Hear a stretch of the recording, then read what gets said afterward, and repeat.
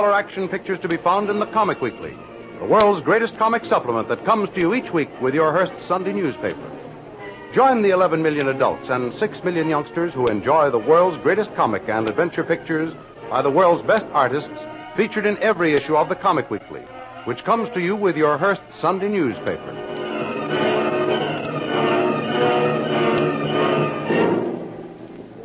When Kitty and Kolu emerge from the jungle, acting on orders from Jim, they prepare to investigate the planters. The first stop on their list is the home of Doc Beard.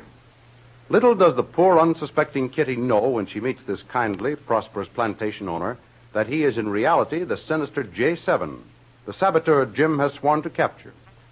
J7, working under his alias as Doc Beard, gives Kitty and Kolu a warm welcome and extends to them every hospitality.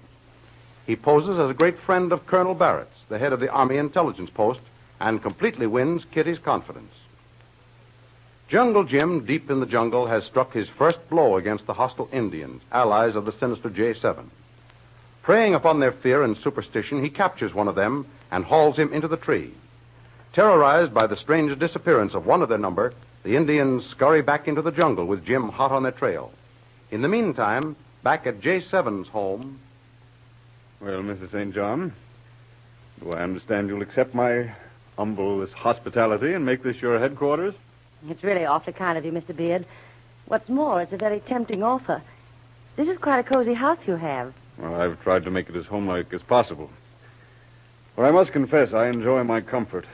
And even though I'm a long way from civilization, I think I've succeeded in making this place really livable. A little too much so, I'm afraid. It'd be an awful temptation to spend most of my time here. Well, then I can count on you remaining here for a while, eh? Why not?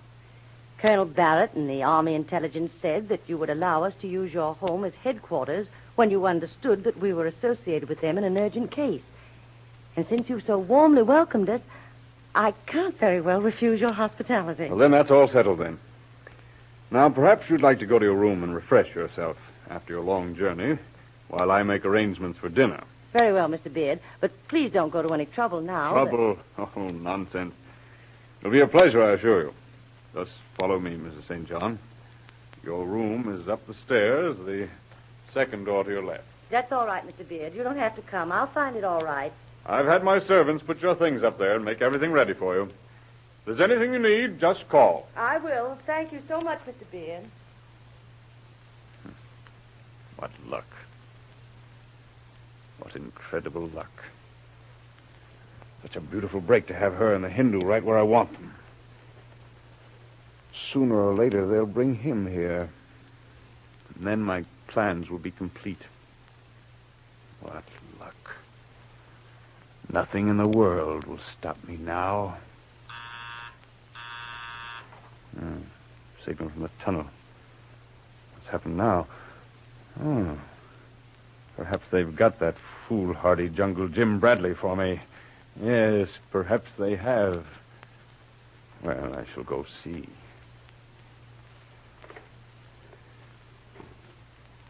Master, I have been waiting to tell you Pedro is below in the cellar, Master. How in the devil did he get there? How many times have I told them not to use the tunnel? Why did you let them in? I saw the signal, Master. Pedro said he must see you. Very important he see you quick. Very well, I'll go. But tell me, have you taken care of the lady's manservant? Yes, Master, I put him in servant's house. Good. Remember, watch him every minute. Don't let him out of your sight. Yes, Master. I want you to report to me every move he makes. You understand? Yes, Master. We will watch him very close day and night. See that you do. I'll go down to Pedro now. Now then, Pedro, out with it. What makes you disobey my orders and come through the tunnel? It's bad, Master. Quinto is gone. Big white man take him away. We not find What him. in the devil are you talking about?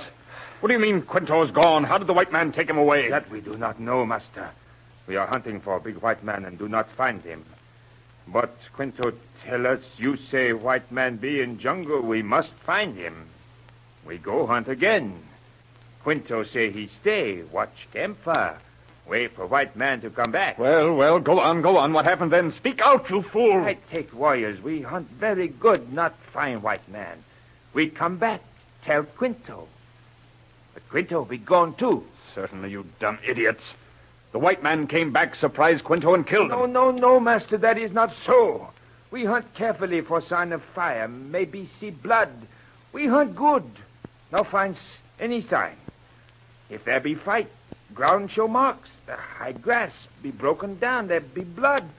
But no, there is no sign, nothing at all. Quinto just go. That be all. Now, you listen to me, Pedro. You talk like one of your women. Quinto didn't just disappear in thin air. Yes, see. The white man must have crept up on Quinto from behind, struck him over the head before Quinto had a chance to cry out.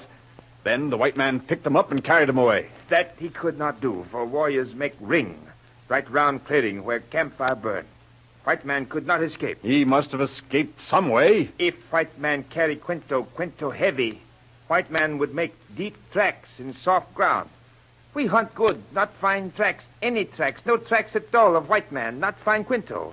And then what happened? Warriors be afraid. Say white man work with devil magic, work with the evil ones. Warriors be afraid, run into jungle, run home to village, speak with medicine man. Ah, you're fools, all of you.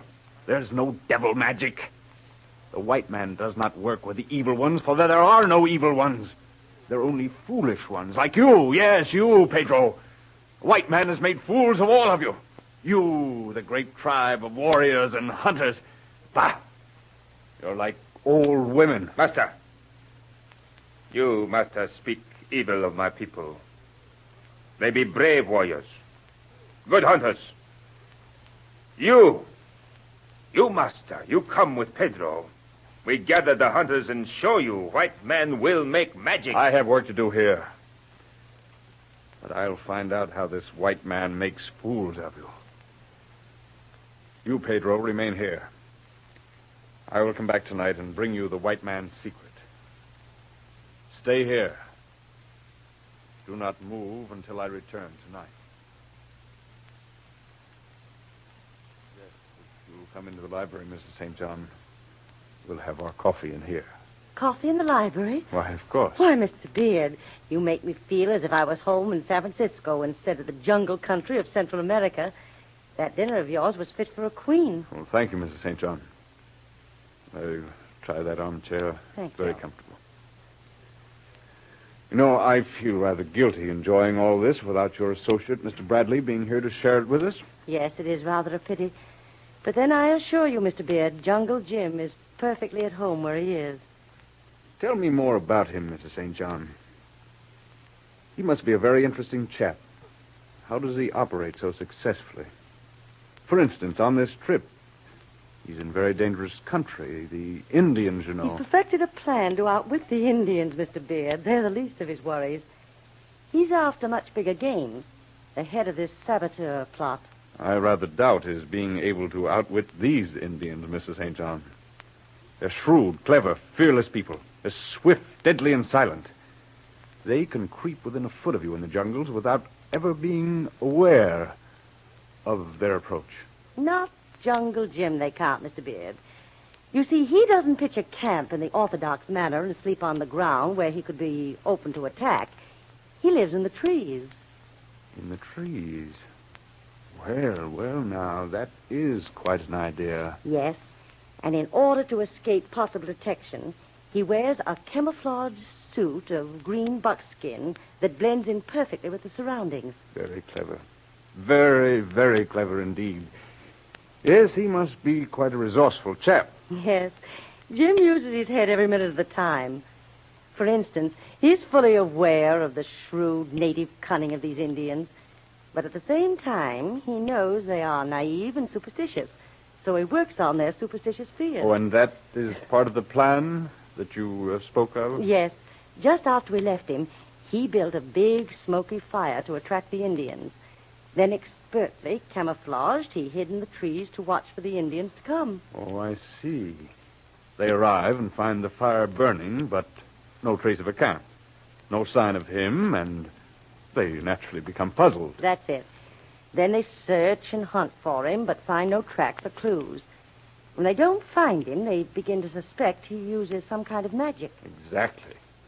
And he starts then to play on their fears. Perhaps a hunter becomes careless, is separated from the others. And then swiftly and silently, Jim swoops down on him from above. Yes. Yes. He drops a rope over them and hauls them up into the tree. When the other Indians look for him, well, to all intents and purposes, he has vanished into thin air. Yes. Excellent campaign of silent terror. And one that would be very successful in arousing fear and panic among the Indians. Naturally. And what's more, when he has made a capture, he takes the Indians' bows and arrows to use against them. That also adds to the terror. Oh, yes, quite so. You know, Mr. St. John, I'm beginning to have a very healthy respect for this Jungle Jim Bradley. Yes. I hope I shall have the pleasure of meeting him soon. Do you expect him to come this way? No. He's going to remain in the jungle, hoping that the Indians will eventually lead him to the hidden headquarters of the man who is the head of this sabotage plot. Oh, I see. But, of course, he has no idea who this man is or what he looks like. No. That's what makes the job so difficult. There isn't a single clue to work on. How very unfortunate. Tell me, Mrs. St. John, why do they think that this man is hiding in the jungle? It's quite possible, you know, he may be a successful planter like any one of in this area.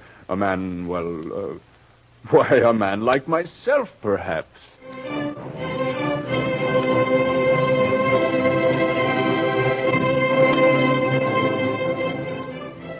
It now appears that J7 has Kitty completely under his spell as she unwittingly reveals Jim's plans to him. Quite ignorant of the fact that this kindly old planter she knows as Doc Beard is really Jim's arch-enemy and is plotting not only Jim's, but her own downfall. But Jim has not been idle. Armed with the captured Indian Quinto's bows and arrows, he swiftly pursues the panic-stricken Indians who flee toward their native village. When one of the Indians, not quite as fast as the rest, falls behind, Jim sees him ahead on the trail. With a burst of speed, Jim overtakes and flings himself bodily upon the Indian, knocking him to the ground. Surprised at the strange figure, the Indian cowers in fear. Save me, watchman. Save me. I'm going to spare your life if you tell me what I want to know. Not only will I save you, but all your people, too. Save them from the evil of the white man who calls himself your leader. You ask me, I tell you. You save me, watchman. Good. Now, where does the white man live who calls himself your leader? I not know. Only two of my tribe know that secret. Pedro and Quinto. Good. Where are they? You spirit Quinto away from place where you light big fire. Pedro, he run far away to tell white chief you come. You speak true. You do not know where Pedro goes to meet big white chief. I speak true, white man. Pedro always go to Red Mountain. Take trail into hill.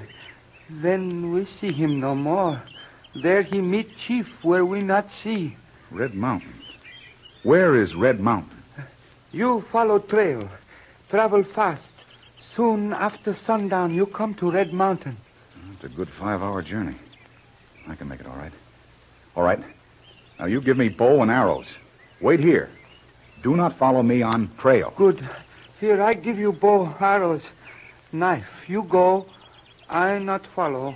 I stay here a long time. Then go to village.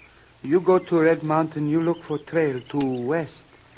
Pedro take that trail to visit big white chief. Look on tree for mark like this. See? Good. That looks like a J-7. That's not an Indian marking. Good, you stay here. I go on trail. At least I'm getting somewhere now. The trail that leads me to the man I want. The saboteur and the traitor. And leaving the terrified, bewildered Indian, Jim swiftly takes up the trail again. The trail he hopes will lead him to the sinister J7, who even now is quietly worming out the last of the secrets of Jim's campaign from the guileless, unsuspecting Kitty. Then he will set out to capture Jim, so don't miss the next exciting episode in the adventures of Jungle Jim. Remember, you can follow these adventures in the full-color action pictures to be found in the Comic Weekly, the world's greatest comic supplement containing the best full-color adventure and comic pictures.